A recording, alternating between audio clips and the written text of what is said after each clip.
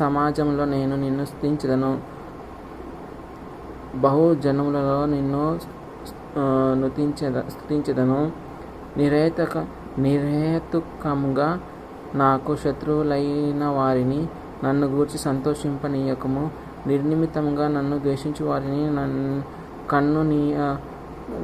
వారిని కన్ను గిట్టనీయకము. వారు సమాధానపు మాటలు ఆడరు. దేశమందు నెమ్మదిగా నున్నవారికి విరోధముగా వారు కపట యోచనలు చేయుదురు. నన్ను దూషించుటకై వారు నోరు పెద్దదిగా తెరచుకొనుచున్నారు. ఆహా, ఇప్పుడు వాని సంగతి మాకు కనబడినదే అనుచున్నారు. యెహోవా, అది నీకే కనబడుచున్నది గదా. మౌనముగా నుండకము. నా ప్రభువా, నాకు దూరముగా నుండకము. నాకు న్యాయము తీర్చుటకు మేలుకొనుము. నా దేవా, నా ప్రభువా, నా పక్షమున వ్యాజ్యమాడుటకు లెమ్ము. యెహోవా నా దేవా, నీ నీతిని బట్టి నాకు న్యాయము తీర్చుము. నన్ను బట్టి వారు సంతోషింపకుందురుగాక. ఆహా, మా ఆశ తీరెను అని మనసులో వారు అనుకొనకుందురుగాక. అని మృంగివేసితిమని వారు చెప్పుకొనకయుందురుగాక. నా అపాయమును చూచి సంతోషించు వారందరూ అవమానము నొందుదురుగాక, లజ్జపడుదురుగాక. నా మీద అతిశయపడు వారు సిగ్గుపడి అపకీర్తి పాలగుదురుగాక.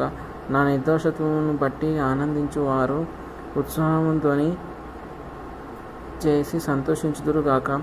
తన సేవకుని క్షేమమును చూచి ఆనందించుచు యెహోవా ఘనపరచబడును గాక అని వారు నిత్యము పలుకుదురు. నా నాలుక నీ నీతిని గూర్చియు నీ కీర్తిని గూర్చియు దినమెల్లా సల్లపములు చేయును. సొలొమోను ఈ 35వ కీర్తనలో దావీదు భక్తుడు 3 భాగాలుగా మనం చూడవచ్చు. తన ప్రార్థిస్తున్న కీర్తన ఇది.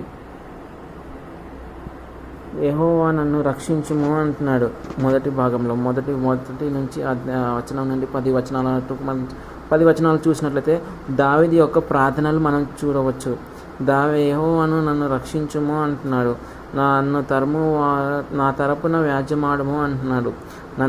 నా తరపున పోరాడుము, నా వైపును వ్యాజ్యం చేయుము అంటున్నాడు. నా తరపున లేచి నిలువుము అంటున్నాడు. నా తరపున అడ్డగించుము అంటున్నాడు.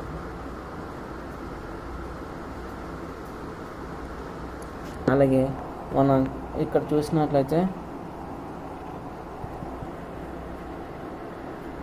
దావీదు ప్రార్థనకు ఫలము 4 నుండి 6 వచనాల వరకు మనం చూడవచ్చు.